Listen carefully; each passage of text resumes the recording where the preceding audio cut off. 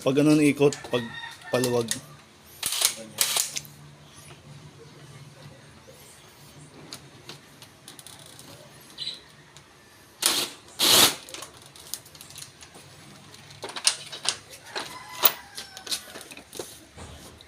Yan, puro alikabok.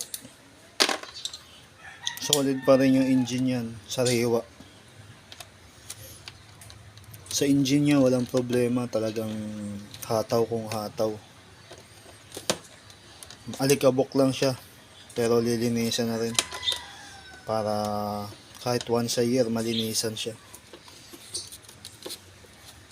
Nag-order na rin tayo ng panglinis dito.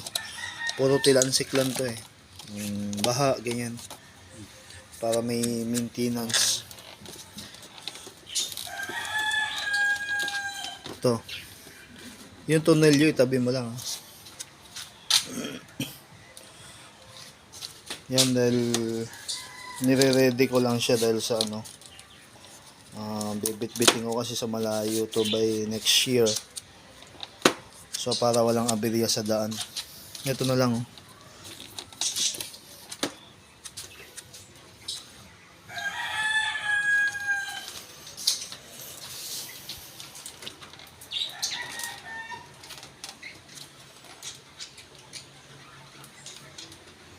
Nasa takbuhan yan, kaya niya makipag-unahan sa malalaki. Napakatuloy ng motor na to. Yung nagsasabi na kung malakas ang gas, bali normal lang, kaso nga lang matipid naman sa gas to, kaso nga lang pag traffic lang ang medyo ano, kasi pag traffic parang dire-diretso kasi ang consumption ng gasoline nun. Basag.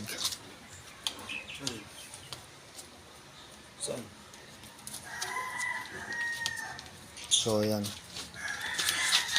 ito yung itetest natin ngayon. Tignan nyo yung ano, original, all stock pa yung ano nya, itong rectifier. Ang laki ng rectifier oh. Isang ganyan talaga, isang dakot yan, hindi kagaya ng mga binibili na replacement. Ang replacement kasi maliliit lang, ito talaga original pa. Pag bibili mo sa pwesto, 6,000 rectifier lang yan. Sa curb naman, original pa rin yung curb natin. Marumi lang siya tignan kasi yung mga tilansik ba.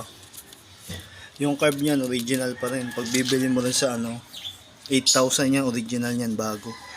Ito naman mahal din, kaya medyo ano lang natin. At saka okay pa naman yan, kailangan lang natin i-align yung ano, kalumaan na rin kasi yung wire ba.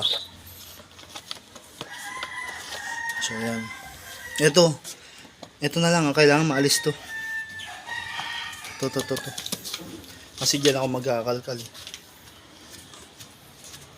Half face talaga na hubaran kay Red.